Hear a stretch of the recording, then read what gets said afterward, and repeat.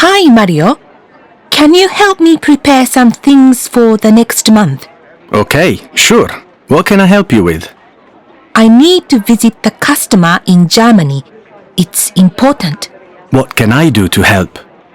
Can you send an email to the customer? Ask them when I can visit them next week. Please do this fast. It's a priority and very urgent. Right, I'll do it today. Thanks. This next task is also important.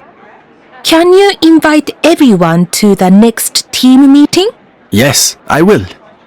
But first, you need to book a meeting room. After that, please send everyone an email about it. Yes, of course.